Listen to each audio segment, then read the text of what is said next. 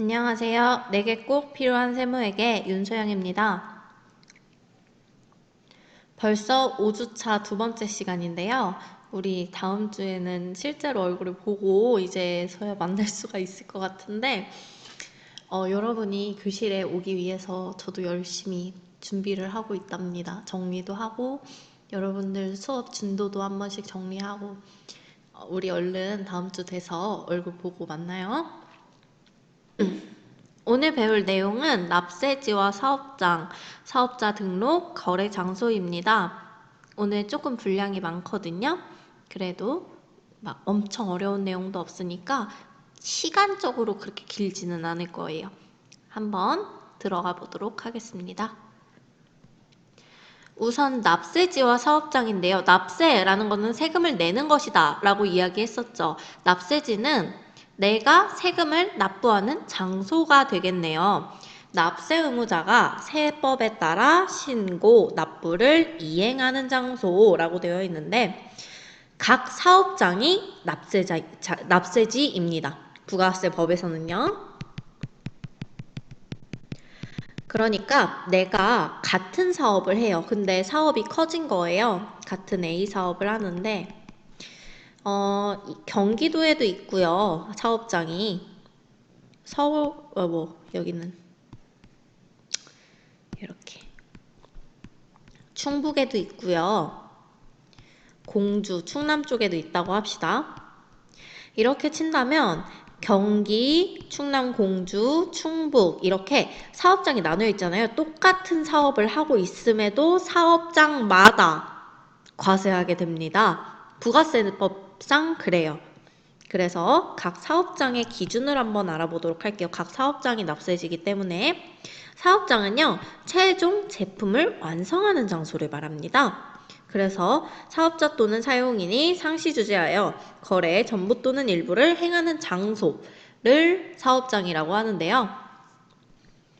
단순 포장만 하는 곳은 사업장이 아닙니다. 최종 제품을 완성을 해야지 사업장이라고 부를 수 있게 되는 겁니다. 그러니까 사업장이 곧 납세지다 라고 생각을 하셔도 되겠네요. 업종별 사업장 등록 장소 보도록 하겠습니다. 사업장으로 치는 그 범위가 어떤지 사업장별로 알아보는 겁니다. 제조업 보도록 할게요. 제조업은 만드는 거죠. 제조업 같은 경우는 최종 제품을 완성하는 곳을 사업장으로 봅니다.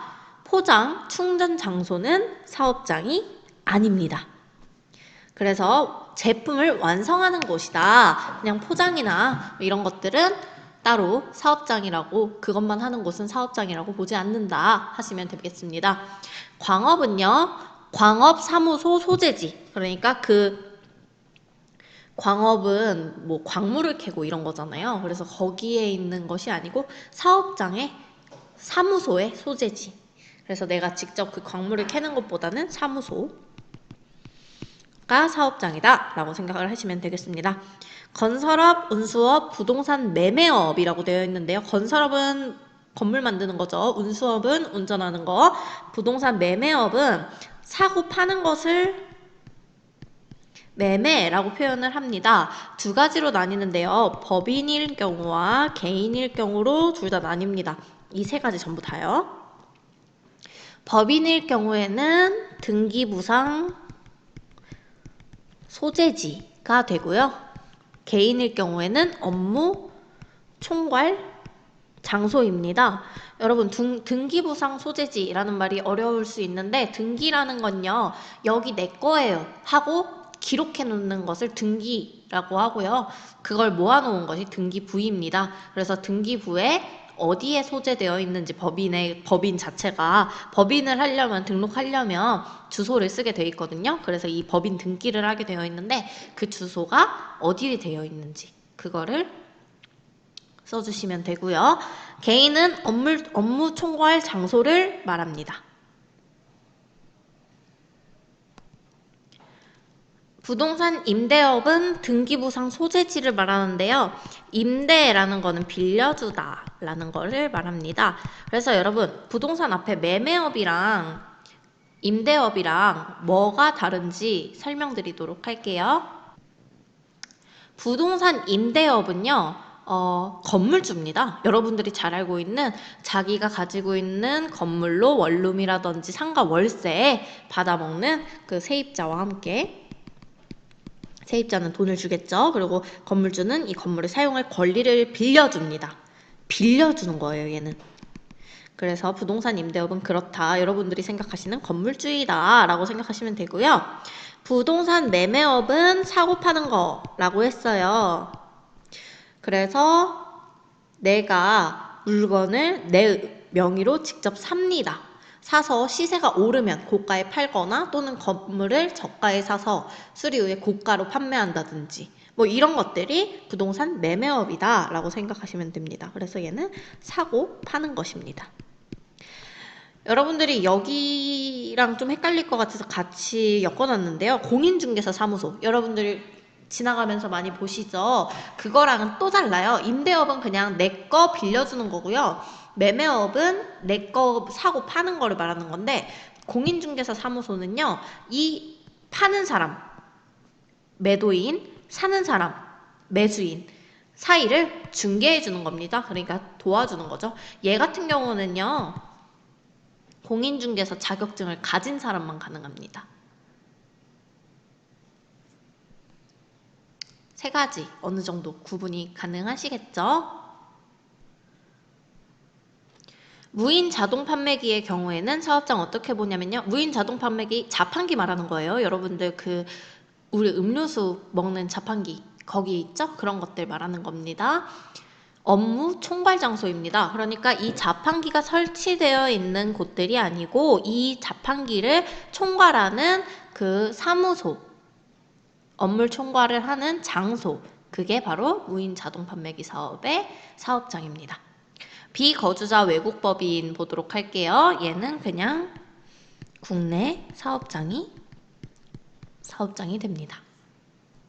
사업장 보실 때 주의하실 점이 있는데요. 직매장이라는 게 있어요. 직매장이라는 거는 실제로 내가 물건을 판매하기 위해서, 직접 판매하기 위해 특별히 판매 시설을 갖춘 장소를 직매장이라고 합니다. 직매장은 사업장이 맞아요.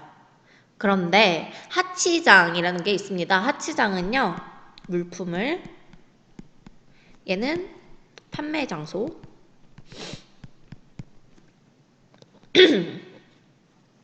하치장은 물품을 쌓아놓거나, 그러니까 보관하거나 관리하는 곳을 하치장이라고 합니다. 이런 단순 하치장은 사업장이라고 하지 않습니다. 임시사업장은요, 기존 사업장에 포함을 합니다. 임시적으로 사업장을 만드는 경우가 있어요. 그런 경우는 그냥 기존 사업장에 포함하는 것으로 합니다. 그리고 임시사업장 개설 신고서 제출을 임시사업장을 만든 10일 이내에 제출하셔야 됩니다. 신고서를 제출을 하셔야 되는데, 단 설치 기간이 10일 이내일 경우, 임시사업장 만들었다가 10일 안에 없애는 경우, 그런 경우에는 신고 안 해도 괜찮습니다. 임시사업장 폐쇄 신고서도 제출하셔야 됩니다. 폐쇄 시에 개설할 때도 해야 되고 폐쇄할 때도 해야 됩니다. 이것도 마찬가지로 10일 이내에 폐쇄 신고를 하셔야 합니다. 폐쇄일로부터. 다음은 주사업장 총괄납부와 사업자 단위과세에 대한 내용입니다. 제가 말씀드렸죠. 부가세는요, 사업장별로 과세하게 됩니다. 부가세를요. 사업장별로 과세하다 보니까 내가 떨어져 있는 사업장들을 한 번에 관리하고 있는데 따로따로 납세를 하려니까 조금 불편한 거죠. 그래서 있는 제도가 주사업장 총괄납부와 사업장 단위과세입니다. 두 개 비슷한데요. 조금 달라요. 그래서 일단 정의 한번 보도록 하겠습니다. 주사업장 총괄납부입니다. 이건 둘 이상의 사업장이 있는 사업자가, 이거 두 개 다 둘 이상의 사업장이 있는 경우 사용하는 제도입니다. 둘 이상의 사업장이 있는 사업자가 부가세를 주된 사업장에 총괄하여 납부하는 제도, 납부라는 단어가 핵심입니다. 사업장 단위과세 제도 보도록 할게요. 둘 이상의 사업장이 있는 사업자가 본점에서 사업자 단위로 납세 의무를 의행할 수 있는 제도라고 되어 있습니다. 그래서 얘는요, 본점 또는 지점 중 선택한 장소 또는 개인은 주사무소, 법인의 경우에는 본점, 개인의 경우에는 주사무소, 이렇게 사업장 단위로 과세를 할 수 있는데요. 두 가지가 뭐가 다르냐면요. 주사업장 총괄 납부는요, 납부만 총괄합니다. 그러니까 세금을 낼 때 그냥 A 사업장, B 사업장, C 사업장 이 있다고 한다면 얘네끼리 그냥 계속 각자 일을 해요. 각자 A, B, C 각자 일을 하다가 세금을 낼 때만 A, B, C를 합쳐서 그냥 한 번에 납부만 할 수 있게 하는 겁니다. 주사업장 총괄 납부를 가장 많이 사용합니다. 사업자 단위과세 제도는요, 얘도 마찬가지로 납세 의무를 이행할 수 있다고 되어 있는데요. 얘는 모든 의무를 총괄합니다.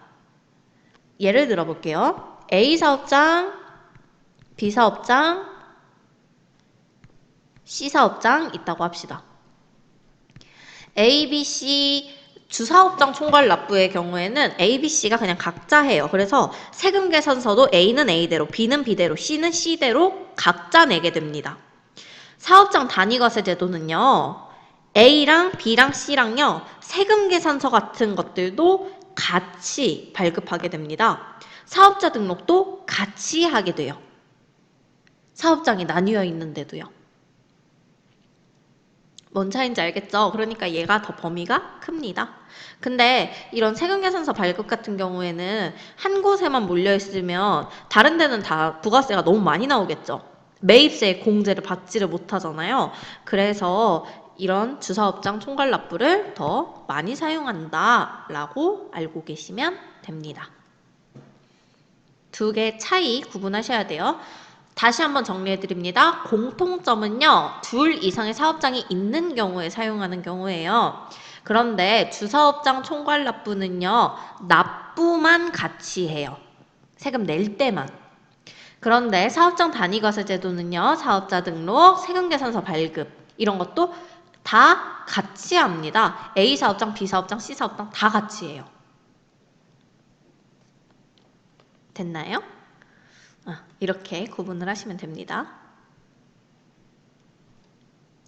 다음은 사업자 등록입니다. 사업자 등록, 여러분 여기 있는 이 캡처 화면이 뭐냐면 제가 되게 자주 이용하는 블로그 마켓인데요.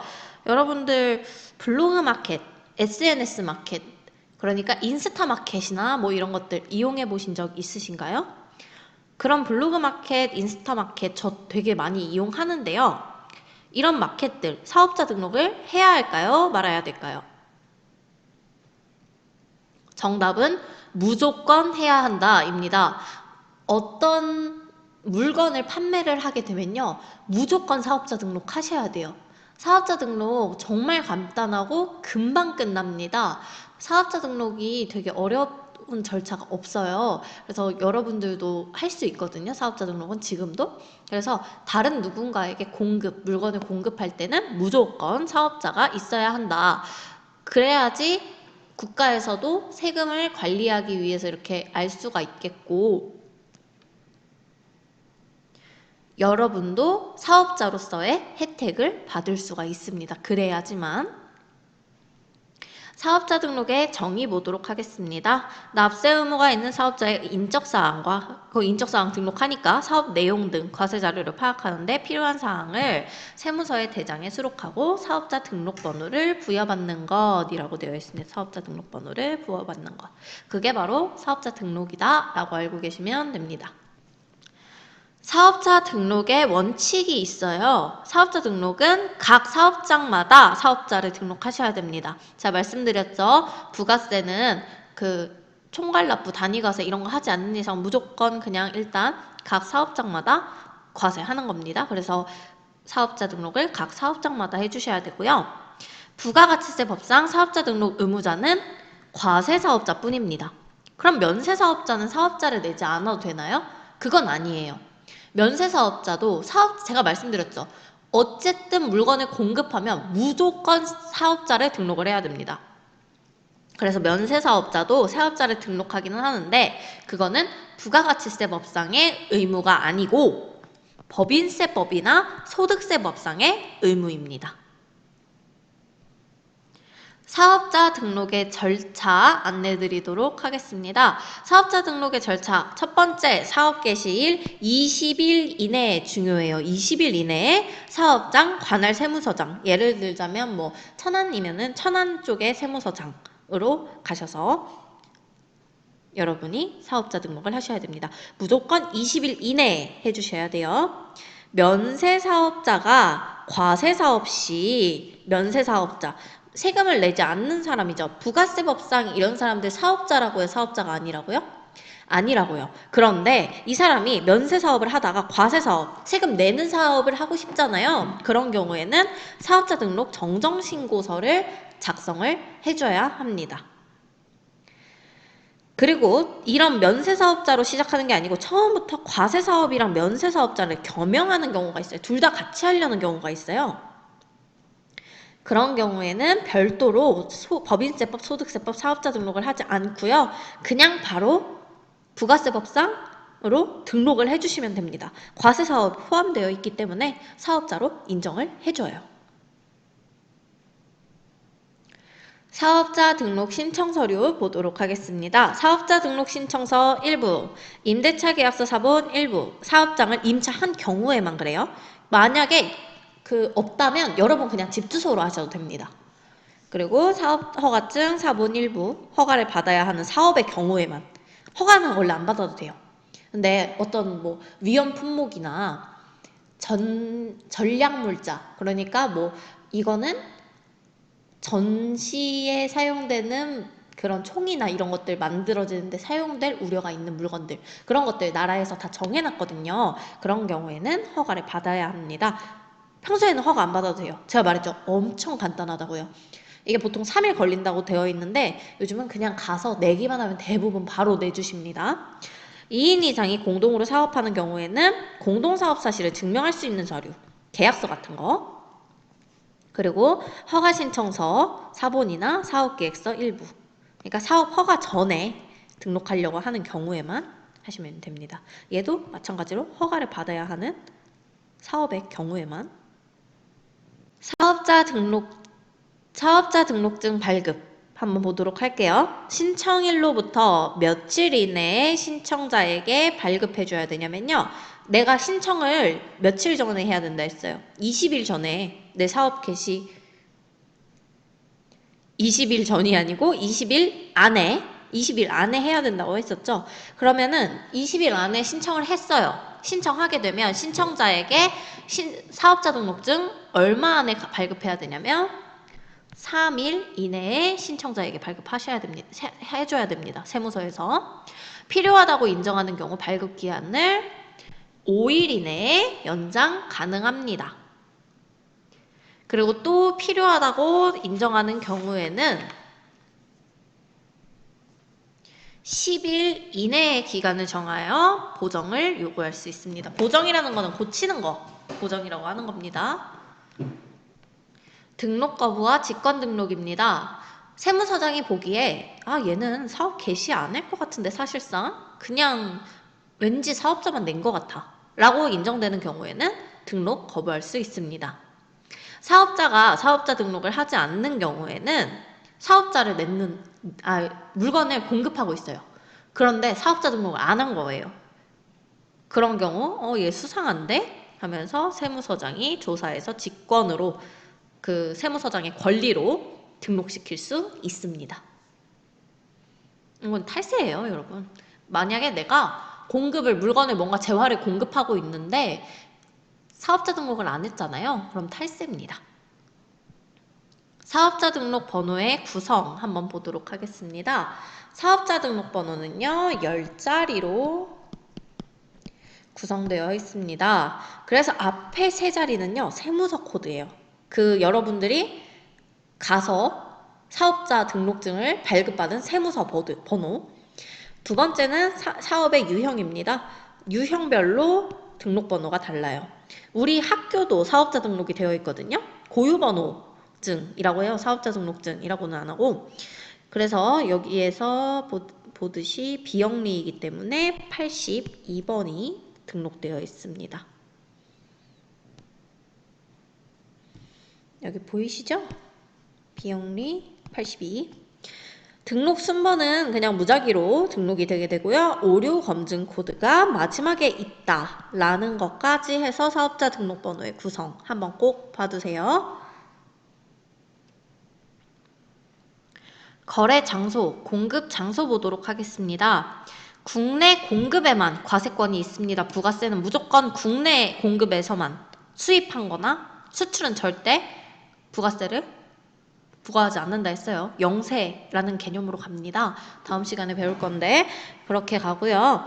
재화의 공급 장소, 이동이 필요할 때는 재화의 이동이 시작되는 장소, 이동이 미필요한 경우에는 재화가 있는 장소가 공급 장소입니다. 용역 같은 경우 이런 서비스 말하는 거라고 했었죠. 영무가 제공되거나 재화 시설 물 또는 권리가 사용되는 장소입니다. 이거 뒤에가 빠졌는데 국제 운송은 여객이 탑승하거나 화물이 적재되는 장소를 의미합니다. 그냥 이렇게 가볍게만 보시면 됩니다. 벌써 오늘 마무리입니다. 여러분 고생하셨고요. 지금까지 온라인 수업하시느라 정말 고생 많으셨습니다. 우리 이제 오프라인에서 만나요.